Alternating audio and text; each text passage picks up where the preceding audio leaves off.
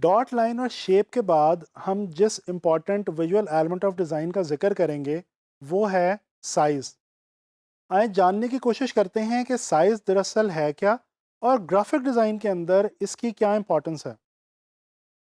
दोस्तों, साइज़ को कुछ इस तरह से डिफ़ाइन किया जा सकता है कि एक से ज़्यादा शेप्स, दो या दो से ज़्यादा शेप्स के बीच में मौजूद वेरिएशन को साइज़ कहा जाता है।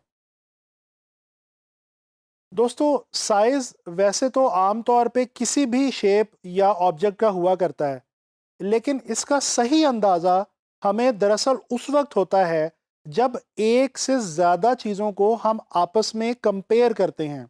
ये कंपैरिजन दो या दो से ज़्यादा ऑब्जेक्ट्स का भी हो सकता है या एक ही ऑब्जेक्ट के अंदर मौजूद डिफरेंट पोर्शंस का भी हो सकता है। एक आम सी मिसाल से इसको समझने की कोशिश करते हैं। दोस्तों, फ़र्ज़ कर लीजिए कि आपके दो दोस्त हैं। एक की हाइट बहुत ज़्यादा है, यानी कि वो बहुत हाइट में लंबा है, और एक की हाइट जो है वो बहुत छोटी है। आप डेली भी अगर उन लोगों से दोनों से मिलते हैं, आपको उनकी हाइट का फ़र्क इतना मालूम नहीं होगा। अगर किसी दिन वो दोनों दोस्त आपके सामने इकट्ठे खड़े होंगे, तो डेफ़िनेटली आपको अचानक अंदाज़ा होगा कि यार इन दोनों अफराद की हाइट के अंदर बहुत ज़्यादा डिफरेंस है।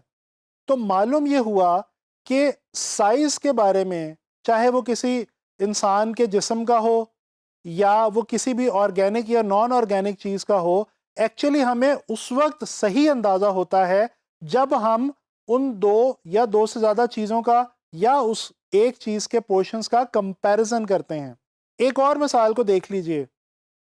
हमारे बॉडी पार्ट्स, ह्यूमन बॉडी के अंदर डिफरेंट बॉडी पार्ट्स हैं, हेड से लेके फीट तक, जिसके अंदर हमारा हेड, हमारी नेक, ट्रंक, आर्म्स, हैंड्स, लेग्स और फीट वगैरह शामिल हैं।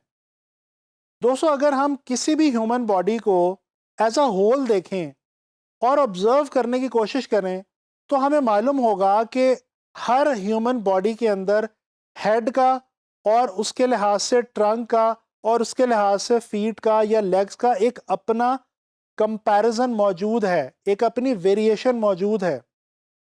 इसी तरह से अगर हम ज्योमेट्रिक शेप्स के अंदर देखने की कोशिश करें, मिसाल के तौर पे आप एक ट्रायंगल को लें और ट्रायंगल की बड़े और छोटे साइज में डिफरेंट वेरिएशंस निकालें, आप ये देखेंगे कि with in that same shape, shape तो ट्रायंगल ही है, लेकिन आपको उनके साइज में वाज़े वेरिएशन यानी कि फ़र्क मालूम पड़ेगा।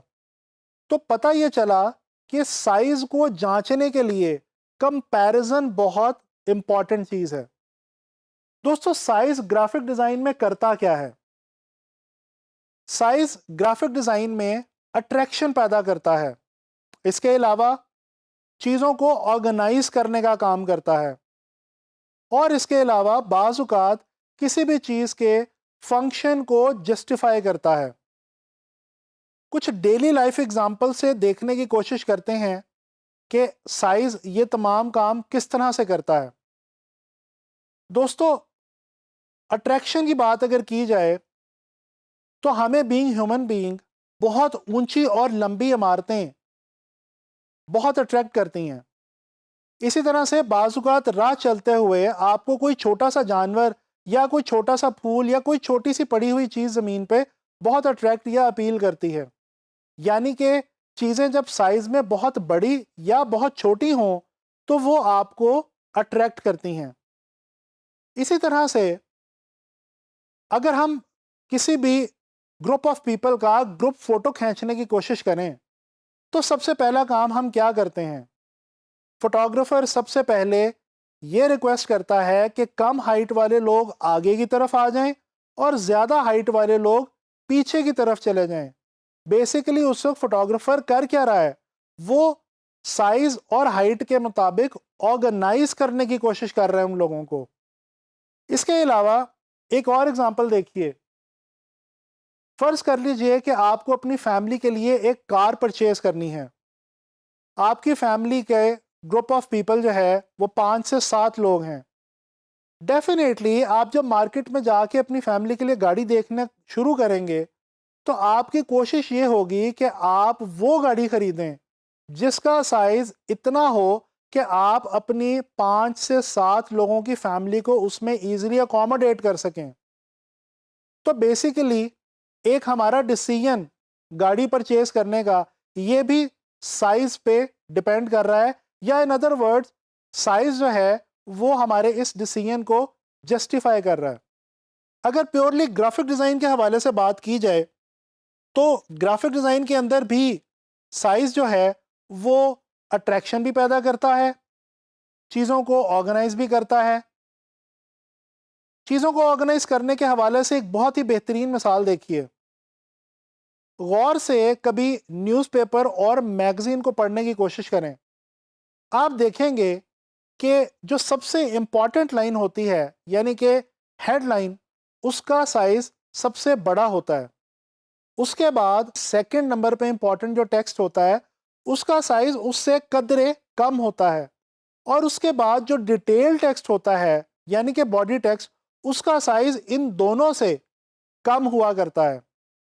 तो दोस्तों बेसिकली ग्राफिक डिज़ाइन के अंदर काम करते हुए हम साइज को बड़ा या छोटा करके डिफरेंट ऑब्जेक्ट्स की मदद से, पिक्चर्स की मदद से या टेक्स्ट की मदद से अट्रैक्शन भी पैदा कर सकते हैं और ऑर्गेनाइजेशन की सेंस भी प्रोवाइड कर सकते हैं। दोस्तों जब हम एज अ ग्राफिक डिज़ाइनर अपनी लेआउट या अपनी कॉम्पोजिशन बनाते हैं तो हमें ये फैसला लेना होता है कि हम चीज़ों को उनके किस साइज़ के अंदर इस्तेमाल करें।